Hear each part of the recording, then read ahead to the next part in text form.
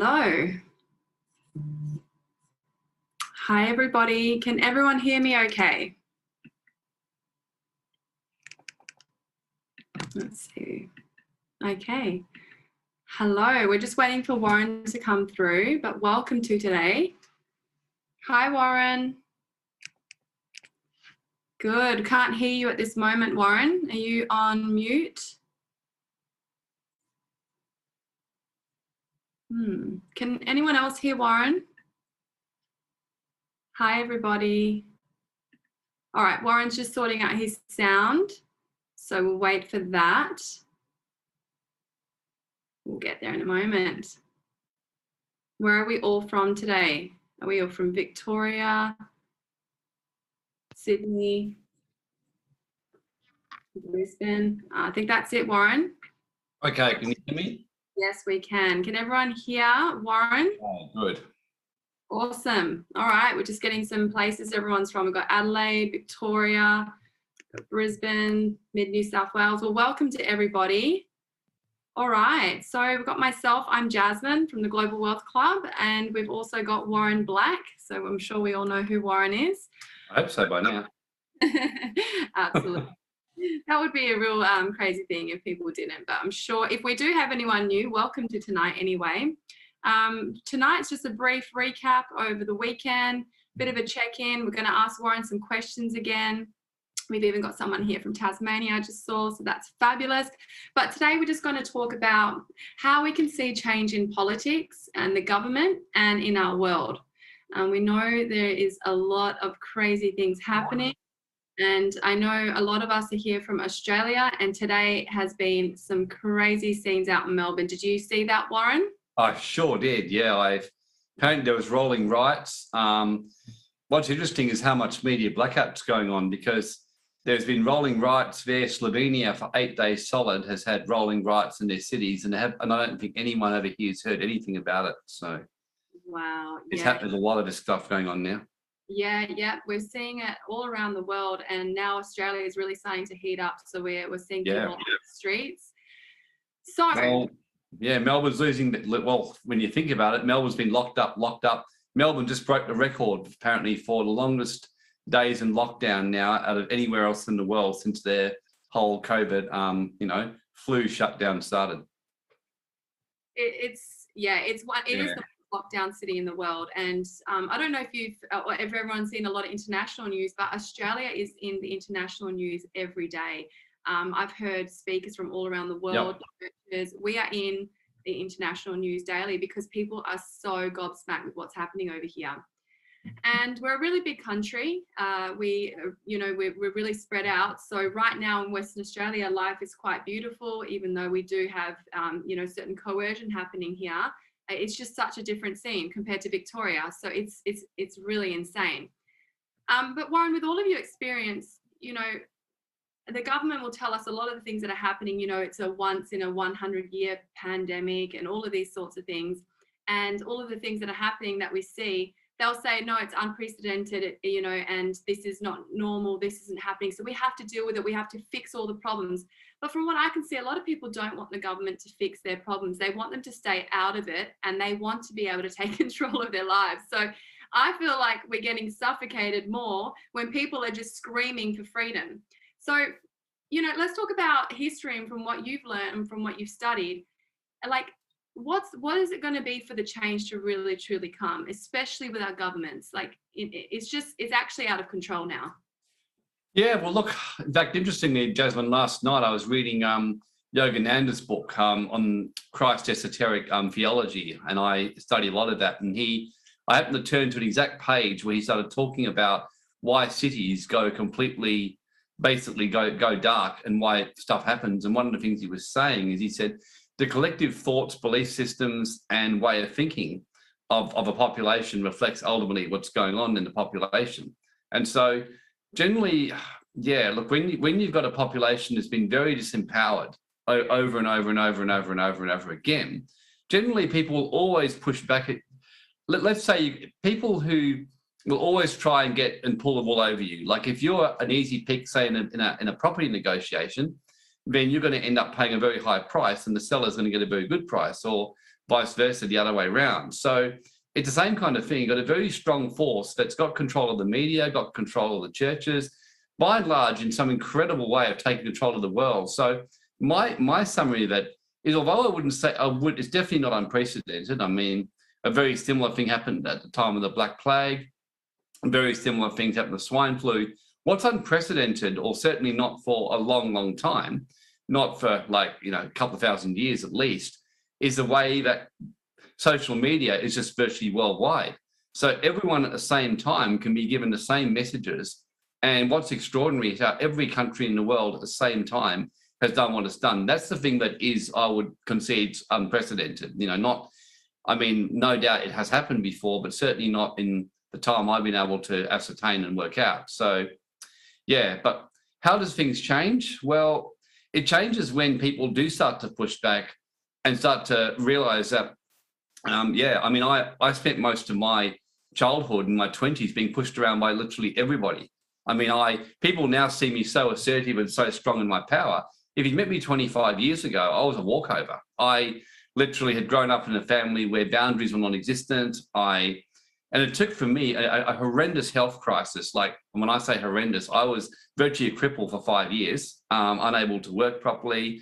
I was living day to day financially for a couple of years at one stage. I just had people, I remember a secretary just literally treating me like shit. She was meant to do my work. And I remember the day I snapped with the secretary and I just basically stood up to her, and she started crying and then shared her story about her dad having Parkinson's and apologized and things like that. Yeah. The point is, until you start pushing back, and what's blown, I think, everyone's mind has been how little pushback has actually happened. Yeah. And so it's a bit like somebody who finds it hard to express their anger. And I used to be like that. So I would be holding it in, and then I would just burst out and explode. And people would be like, where did this come from, Warren? And I see Melbourne, that's all I'm seeing in Melbourne. This is a population who have just pretty much, and I remember last year, Jasmine, when all these mask mandates are running riot, I actually went and read all the Melbourne mask laws. So I thought I'll help out my friends over in Melbourne, because I've got a lot of friends and clients. And I read very clearly, and I actually burst out laughing. I thought, there's so many loopholes and exemptions in this, it's not funny. So I remember contacting my friends and saying, hey, look at these loopholes. And they go, oh, okay, how interesting. Not one of them took me up on it. Everyone about a week later was still whinging about having to wear a mask. And I was just like, I was so gobsmacked. I remember thinking, I tried again. And in the end, I thought, you know what? It's like these people don't want to get help. So I thought, okay.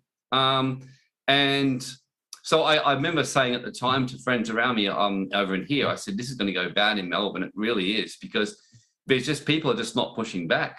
So things change, throughout history. When a society changes, when there's a spiritual awakening and shift where people start to change and get their priorities back right, get back that balance in their life, get back to their connection with God, with moral law, and society and things like that. But also just get some balls, or get a pussy, or whatever you want to call it, and just push back. Just basically push back. Kahune, it's a little bit less. You just got to push back. Yeah. Look, and the thing is this: we don't want it to be a violent pushback, because no, people be empowered. And today, as I was watching, and as I'm sure many of us were seeing what was happening, we really want to make sure that the energy is really peaceful, because we don't want any excuse for the government to encroach on us anymore, because that's what they're going to do. So if you do have access to people out there, or people are in this position, tell them to keep it peaceful. It's really, really important. But absolutely stand up. Oh, look, the problem is, I was involved in the underground off the grid movements, Jasmine. I studied all the secret history books and taught with people. I remember in 2004 knowing about certain things. And one of the things I remember saying to people is that what they'll do is they'll take freedoms, and then they'll get people pushed to incite riots. Because you can't bring a new world order. Order comes from chaos. It's an old saying, out of chaos comes order. So you're not going to bring a new world order without chaos. So all this chaos is just being created, plain and simple. And so staying calm and staying balanced right now, and pushing back, in your workplace, pushing back in every area you possibly can, is critical. Because the more people who start to push back in whatever way they can, and the polls start changing, that's when governments go, okay, polls are changing. Like over in Britain, for example, they've made some major changes over in the UK right now. There's two reasons for that. One is that people have been pushing back over there quite strongly. Secondly, 80% plus now are vaccinated in the UK, so they got their wish. So keep in mind, and this is another way of looking at it, I reckon it's 80% likely, but when they hit 80% vaccination, a lot of things will just back off really quickly. And so, and even today, New South Wales have just announced that all the restrictions that they were talking about for unvaccinated construction workers are being lifted. Now, that's exactly what, I don't know if you remember, Jazz, when I said that to you 2 weeks ago, I said, you watch, when they hit for 70, 80%, they'll suddenly miraculously back off.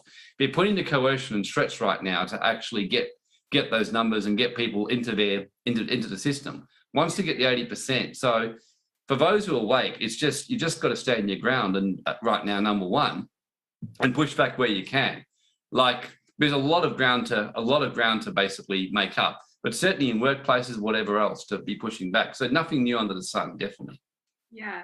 So Warren, something a lot of people have asked me and they've mentioned is there seems to be a real lack of lawyers standing up. I mean, there's more coming out now, but why is that? Because a lot of the people, like especially lawyers or anyone who could be helping in this instance, they're also going to be losing their freedoms as well. Like, do you think that they just don't think that it's happening? Are people burying their heads in the sand? Well, as I was speaking to a doctor, Jasmine, about this, and they're in the same position. Doctors are making an absolute mint financially out of this jab. Like one of my doctor's friends is a very awake doctor who's chosen to make a stand, one of the very few. He said to me, look, reality is if I chose to go along with this, I would be like raking it in. Like he said, the amount of money they're paying. And the thing is, they're all being threatened very openly with a letter that if they go against this vaccine thing, they could actually get struck off and lose their license. Now, keep in mind, most of these doctors have got incomes, they've got high incomes, they've got massive houses, they've got mortgages, they've got spouses who want a certain lifestyle, their kids are in private school. The price for them to pay is really, really high. And lawyers are in the same boat. I mean, many lawyers have are on a big income, they've got that, and they're afraid of pushing back. I remember when I was pushing back as a lawyer years ago, I was getting hammered on all angles. I think I mentioned it, like how I had the legal practice board after me. I had a cop actually visit me at my house, and we had a perfectly, friendly chat, had a coffee together. But he was just telling me with a bit of sheepish look that he'd been told that he was to make sure I was to lose all my cases from then on, pretty much, and I did. This is the kind of stuff that. So I got like hammered from all angles. I had all different investigations, and I can even remember as recently as 2019. I got this notice they're going to audit my tax agent practice. And then the weird thing was my intuition had been telling me to get rid of all my licenses. So I just wrote to them and said, if I walk away from this and give up my license, will you still audit me? They said, no, there won't be any point. I said, no problem. So I immediately withdrew. So I walked away from the legal profession and walked away from all this so I could speak out and do what was right for me without having been extorted. But so, yeah, lawyers who do this are paying a price, so I respect them, like Serena, Nathan Buckley, AFL lawyers, that's why very few are doing it. They're scared. And the problem is Australia, I've been saying for years, is ripe for a takeover because we're by and large a mentally weak country. We're used to living in prosperity. We've been a very apathetic country. And most people are used to their expensive lifestyles and net worth and self-worth and things like that. And they're used to the idea of just hopping on a plane when they feel like it. And I mean, even today, I was reading this post about people who've been very anti it and speaking against it were now saying they're going to take it with tears in their eyes because they said they're missing their family too much and they want to be able to travel and they just said this won't go away until they do. And I just checked my head and I thought, wow, it's exactly what I said 6 months ago, which I hope that was wrong, but I predicted they hit 80% vaccination. Most people of my friends were like arguing with me about this. And they said to me, no, people are standing up. I said, they're not standing up. I said, they're claiming to stand up, but watch when the rubber hits the road. Yeah. So most lawyers are it's what I call the attachments. That's why you can't really win this war if you're attached to the old system and the way of life. You've got to be willing to let go and be part of seeing a new reality come out of this. And I do believe a new reality will come, a much better one than we've had before, but it's not going to be fun getting there. That's my summary. Yeah, look, it's not going to be fun getting there, but the reality is what you said, you do have to let go. And so many people are like, but I've got my mortgage, I've got my children, I've got this, but everyone's in that situation. And so many people who are really stressed out right now, if they go and get it and it's against their will, right? what then they're opening up their door and their life to just more and more enslavement, really. So we do need people to stand up, and we do need to support one another. But it also comes back to, you know, empowerment and self-empowerment, doesn't it, Warren? Like, really, at the end of the day, the individual has to find that empowerment in themselves. So what advice would you give to find that empowerment, especially with all the bullying? I'm hearing of it really a lot now over here, especially with Australia. Like, because we live here, like at my brother's workplace and my siblings. I mean, my sister got attacked really bad on a Friday night work do. She's the only one who stood up. Really? Yeah, really singled out at a work dinner, abused by one of the people that she works with for not doing it, calling her all sorts of names. I mean, it got really nasty. If my sister wasn't a strong individual, I mean, she probably could have really gone and, you know, done something horrible after that. So what I'm trying to say is, the bullying is getting really out of control. People are now feeling threatened, like they're about to lose everything if they don't comply. But, you know, I guess we just need to empower ourselves, Warren. What does that look like for someone who's got 3 kids, a mortgage, possibly single parent? I mean, it looks pretty dim, you know, grim.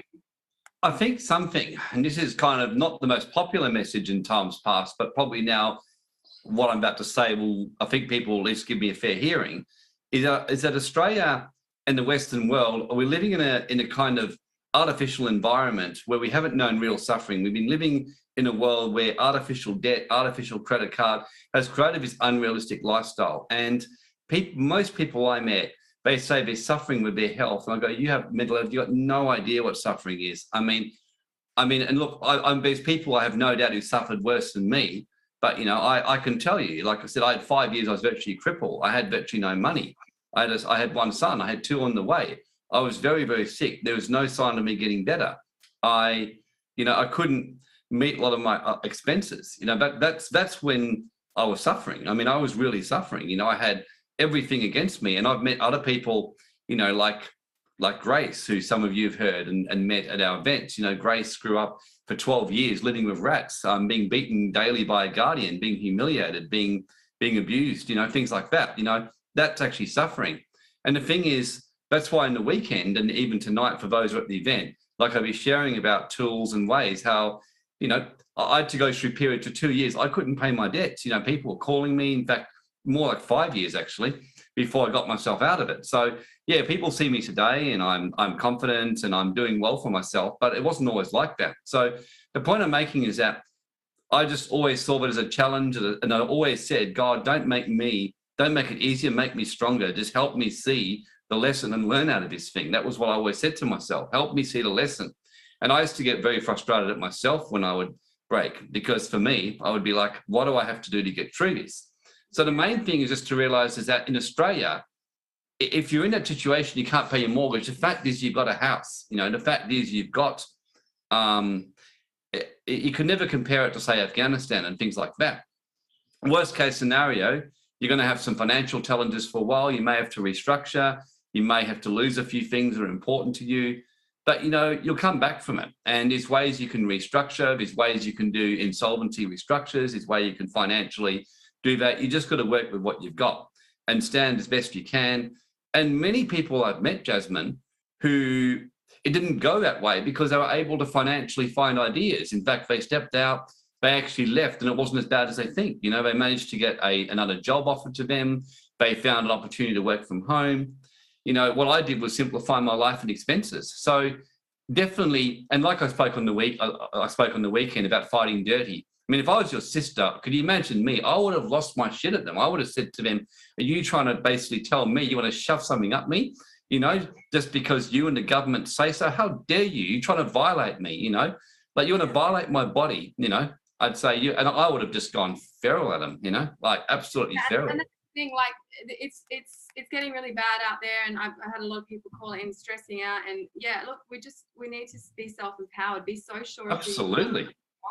This is not a time to be weak. You know, this is not a time to be the nice, sweet. Yeah, be sweet to people. Like, I'm sweet to you because you're sweet to me, and I like you. You know, and I like my team and many of the people in this webinar. I know some of you, and I like you, so I'll be very nice to you. I'm very kind to you. But someone trying to shove a needle up me just to shove it up me and violate my body, they can fuck off, you know. They can take their needle and shove it right up there. That's right, but they're not even, the thing is, they're not even getting enough adults to do it, that they're now trying to open up, you know, to the younger generations, and we know that that's already happening. So if you can't stand up for yourself, your children are next. So you need to be very strong. You need to do it for yourself and for your children, especially if you believe that way. So yeah, it's really important. But look, the other thing I wanted to mention, which was really fabulous on the weekend, Grace presented the drama triangle. Warren, you cry like a little girl. Yeah, who was there? Just type in the chat and you watched me cry and carry on in my acting role. Please put it in the chat if you saw Warren crying. And yeah, he really went for it. So we basically did a few role plays on the weekend, and for one of them, yeah, okay, so we've got some people who saw it. So I'm sure that you guys can all give your thoughts on how Warren performed. Yeah. There you go. Don't start again. Don't start. So what we were talking about the drama triangle, and in the drama triangle, we know that we can all play different parts when, you know, and different characters in our life. We have the persecutor, we have the victim, and we have the rescuer. Now, you were definitely the victim, being someone who your boss was telling you that you had to get the jab. And I was trying to be your rescuer and just trying to support you. Can you just like expand a little bit on this? Because it really spoke to me, actually, the day after. I started to really think about how I was reacting and how I was acting in my life, and times that I'm a persecutor, I'm the victim, and I'm the rescuer. And really the whole point about it is that you want to be more centered. So no matter what's happening around you, you want to take a more centered approach and be a little bit more understanding of how you're actually acting. So could you just speak on a little bit, a bit more about that and the drama triangle? Yeah, well, I'm not the best person to speak on. I think Grace is better. But basically how it works is you've got the persecutor, you got the rescuer, and you got the victim. So and you want to be in the center of the triangle, not basically caught up in it or outside the triangle. And Grace and I learnt this from an amazing psychotherapist. And so basically, yeah. So it's when you start to see yourself as a victim, like I was doing an extreme version, stepping into that role as a victim, rather than seeing it as a lesson. See, the empowered person sees it as a lesson, as an opportunity. So, for example, I know people who are being coerced to their job who are really empowered people. Yeah. And these people are seeing it as an opportunity. Like I've got one client I have a lot of time for. She is being really coerced in FIFO. And she's just like, you know what? She goes, the fact is for years I've been yearning to get into something different and do certain things. And she goes, you know what? Looks like the universe is giving my ass a kick. So, you know, she said, but I'm certainly going to fight hard. And she has. She's fought hard. She's stood her ground. She's refused to wear masks, and they've kind of let her do it because she just hasn't done it. She's refusing point blank to get jabbed or whatever else. But she said, look, you know, she said, whether I win or lose this fight, I don't know. My plan is that, you know, screw them. I'll be out of here by this time. And I don't know how I'm going to make it work exactly, but I'm going to make it work. Yeah. And that's kind of getting out the triangle, whereas it's very easy for me to say Dan Andrews is my persecutor or someone is my persecutor. And the worst persecutor is in your own head. Like a lot of people, I reckon in the UK right now, and I just think in Australia, I've got this feeling there'll be a lot of very angry, frustrated people who, when they hit the 80% mark, suddenly they drop a lot of restrictions. We'll think, well, hang on a sec. And I've got people now saying, well, I thought I could travel. I thought I could do this. So it's being able to hold your ground and stay centered. You can make a wise, rational decision, you know, not making it out of fear, not making it out of anger, not making it out of anything else. So like the rescuer, of course, that's been the one I found the hardest to avoid. I don't generally fall into the victim. It's very rare for me. Yeah. But the one thing I've got to watch is rescuer. Like I see people getting coerced and I want to rescue them. Yeah. And like last year, I wanted to rescue Vina and friends of mine from the masks in Melbourne. I wanted to rescue all my friends in Melbourne from the mask mandate. And eventually I realized none of them really wanted to be rescued. They preferred to be in the drama. So in other words, most people prefer to live their life in the triangle. So that's been my biggest lesson. I think yours too, Jasmine. I think you and I find it hard not to rescue. Even right now, someone very close to me is going through a diabolical time in their life. They're going through really bad health issue they just discovered about. Someone who's normally quite tough is falling apart, and everything in me wants to be the rescuer because, you know, they're kind of falling into a little bit of a victim mode, which they very rarely do, and saying, you know, this is happening. My disease is kind of my persecutor. You know, this is persecuting me, this is attacking me. And I was starting to step in there, being the rescuer. You can do this and do this. Yeah. In the end, I thought, no point. I stepped back. And funny enough, when I stepped back, she's now starting to find some power. And she even came to me the other day from a more empowered position. Can you give me some practical guidance as to what you would do? And I gave it to her, and she goes, that's great, thank you. Yeah. So, yeah, you get more centered and get out of the triangle. Absolutely. Yeah, being centered is so important. And there are so many people right now. Actually, you know what's interesting? So do you know the female cop in Sydney who took her New South Wales police to court, the High Court in Sydney, saying she did not want the jab, and because she had 3 kids and she was a single mother. Do you know what happened? Their court case got closed off, and they actually said, look, go and deal back with your employment, your police commissioner. And they found that they've given her an exemption. So could you imagine being in that workplace? You've just been coerced to get the jab, and all it took was you saying, I'm taking you to court, I'm absolutely not doing it, and then you got an exemption. Yeah, well, I've heard, that's what I heard. Although one other story going around was that cop had actually won their case out of court, which wasn't the case. The law firm actively sent out a message saying whoever's sending that is incorrect. In fact, she dropped her case, and we're disappointed because we thought she had a good case, and we're looking forward to doing it. But yeah, I think that she had a good case, and they're probably worried that it would set a bit of precedent, and other people would go and do it. That's exactly what they do. That's why they settle quickly and they drop off, because I know this from when I used to be a court. I mean, usually they settle very quickly, and they don't like to get precedents if they can avoid them. Well, that's the other thing. We've got the other one coming up at the end of this month, so I'm sure we'll be interested. But at the end of the day, it's also a really important thing. Don't rely on that, for your self-empowerment, because a lot of people are going, I'm just waiting for the result of that. Absolutely stand in your power now and do everything you can to make sure your employer knows what you're all about, and do it the right way, because you can't wait on someone else to fight your battles for you. So it's really important. So look, is there any major questions that anyone has? We know there is another webinar for everyone afterwards. There's a few people saying that they're rescuers as well. Yeah. And needed to hear that. Yeah, look, there's a lot of us, especially with everything that's going on in the world. We just want to rescue everybody. It's absolutely horrid. All right. Yeah, cool. We've got a few more minutes, so that's good. So Warren, we've got another event coming up in the next month as well. Do you know what we're looking to cover on that event? That will be 3rd week of October, so we will let everyone know. Glenn's a rescue too, yeah. Yeah, look, basically what I'm looking to cover is, this is going to be the one of a feeling we get a lot more people. This is the wealth protection. It's going to be called Building Your Wealth Foundation on the Rock. So this is how to protect your wealth and your money and secure your position. And I think right now, if you've got money, if you've got a house, if you've got property, if you've got business, if you've got assets, and the Great Reset, we're going to be really covering that. And in fact, those of you who heard Stephen, and I know he was a huge hit, Stephen is going to be speaking at that event. There's also going to be someone else I'm looking to secure, who's a brilliant international wealth speaker. So I'm hoping to get him there as well. But my plan is to make this a really kick-ass, cutting-edge event.